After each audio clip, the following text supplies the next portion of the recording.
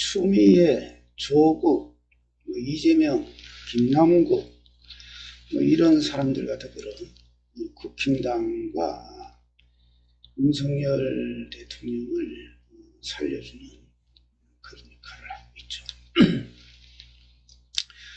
윤석열을 수호하는 윤석열 잔다르크라고 할까, 그런 측면이 있습니다. 고민정의가 이제 한동훈 빨리 나와, 윤석열은 청와대로 돌아가라, 청와대로 다시 돌아가라. 베트남에서 손님이 오니까 청와대 영빈관에서 베트남 주석을 맞이했죠. 그래서 하여튼 윤석열을 따라다니면서 스토킹을 하는 것이 고민정의 아니겠습니까? 그리고 이제 고민정의가 윤석열은 존재 자체가 사회적 위협 수준까지 올라온다 라고 이제 얘기를 했는데, 이런 측면에서 이제 고민정의가 이렇게 세게 나올수록 윤석열 대통령과 국힘당의 지지율이 높아가니까 국힘당에는 고민정의가 꼭 필요한 존재겠죠. 그래서 이제 고민정의 진가를 모르는 국힘당 일부 지지자들은 고민정의가 추미애 2탄이다, 정권교체의 1등 공신은 추미애고 2등 공신은 민정이다, 민정이 진짜 꼴값 뜬다, 이런 얘기도 하고, 어떤 사람은 댓글에서 얘기해보면은 내가 정신질환자를 들어 상대해봤지만은 고민정 너보다 덜하다, 이런 말도 하고, 민정이 또 나왔네, 여자 이재명이 고민정이다, 이런 얘기도 하고, 머리가 빈 거는 욕먹을 일이 아닌데 고민정은 이름을 고민덩어리로 개명해야 한다, 이런 댓글들도 있습니다. 근데 어쨌든 고민정이야말로 국힘당과 윤석열 대통령을 수호하는 잔다르크라는 것입니다. 하여튼 이 고민정이 말하는 거 보면은 북조선에 있는 김여정보다도 좀 지독한 측면이 있는데, 고민정이가 지독해질수록 윤석열과 국힘당의 지지율은 높아가는 것이 아닌가, 이런 생각이 듭니다. 그리고 서훈 국정원장에 대해서 오늘 한 꼭지 얘기를 하자면, 이 사람이 참 머리가 별로 안 좋습니다.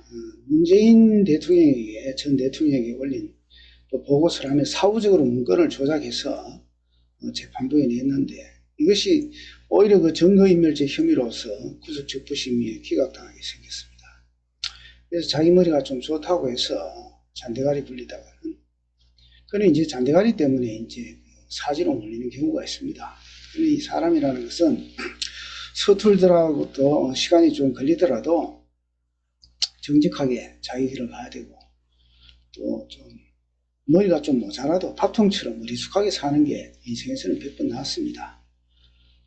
그리고 세 번째 꼭지는 이제 남욱에 대해서 대장동 일당 중에 하나인 대장동 일당 중에서 남욱과 유동규는 참 반성을 했죠. 반성하는 순간 사람은 사실 깨달은 사람이 됩니다. 아무리 큰 잘못을 해도 반성을 하면은 용서가 되죠. 그래서 남욱도 이제 내가 볼 때는 참 재미있는 물건입니다, 이게. 산이라면 남욱 같은 배포도 있어야 한다는 생각조차 들고, 그런 배포로 큰 사건 칠만도 하다는 생각도 듭니다. 나라면 글쎄 수천억 수조 사기를 치라는 감부터 쪼그라들 텐데, 자기 잘못을 이제 반성하면 그 시점에서 바로 불교에서는 부처가 되는 겁니다. 불교 관점에서는. 그래서 유동규나 남욱은 대장동 일당이지만 반성한 인간들이 아닌가, 이런 것이 나중에 형량을, 재판부에서 형량을 정하는 데도 일정 정도 반영이 될 것입니다. 하여튼 대장동 일당 중에 남욱이가 자신과 이제 검찰을 향해 가지고 이재명이라는 천하의 사기꾼이 한 말이 있죠. 소설 쓰면서 발연기한다, 이렇게 이제 이재명이가 이제 헛소리를 했는데 남욱이 빼이던 한마디를 남겼습니다. 어제였죠. 어제 7일 오후에 서울중앙지검에 출석한 남욱이가 기자들을 만나서 이재명이가 자기를 캐스팅했는데, 이 범죄 사건에 캐스팅을 했는데 발령기를 지적하셔서 내가 연기 못한다고 발령기를 한다 지적해서 너무 참 송구스럽습니다. 그런데 이건 소설이 아니라 다큐멘터리입니다. 이렇게 해서 이재명에게 아주 매운 말의 화살을 날렸습니다. 이런 거 남욱이가 참 언어의 재주도 타고나고 재주가 좋습니다. 그래서 하여튼 이재명이를 보면은 우리가 이제 여러 사람 댓글이나 이런 거 보면 당군 이래의 최대의 사기꾼이 아니냐, 참 철면피하다. 지난 시절에 문재인 시절에 조국도 있었고 수많은 김남국이도 있었고 추미애도 있었고 얼마나 많았습니까? 이런 것들을 이래 보면서 참 내로남불이다, 철면피하다. 특히 더불어민주당에 이제 그런 사람들이 많았었죠. 자, 그리고 네 번째 꼭지를 이제 한번 보면은, 문재인이가 주택 세금 정책이나 이런 것들을 잘못해서 주택도 올리고, 또 나라 빚을 많이 져서 돈을 마구 찍어내서 나라를 빚덩이에 끌어안치고, 이래서 참 잘못한 것이 정말 많습니다.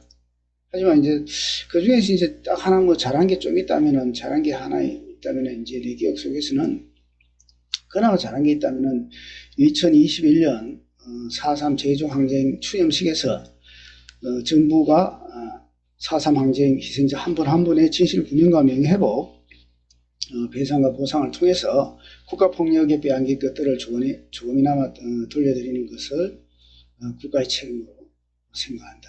그래서 국가에 의해서 저질러진 국가폭력에 대해서 사과한 점, 이런 것은 그래도 한 나라 지도자로서 지난 역사 시기에 국가폭력에 대해서 정직하게 사죄할 수 있는 것은 그래도 좋은 일이 아닌가 생각합니다. 사실 1945년도 해방되고 나서 1948년도에 우리 한반도 정세는 어땠냐 하면, 제주도에 도민이 그때 30만 명이 살고 있었는데,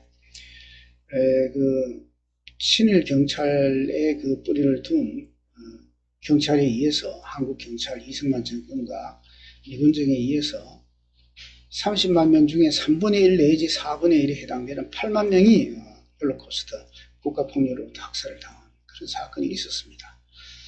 그래서 우리가 사건별로 무엇을 어떤 사람을 비판할 때는, 특히 정치 같은 경우 공적인 인물을 비판할 때는 저 사람은 전부 다 무조건 악이다, 저 사람은 무조건 선이다, 이런 것은 없습니다.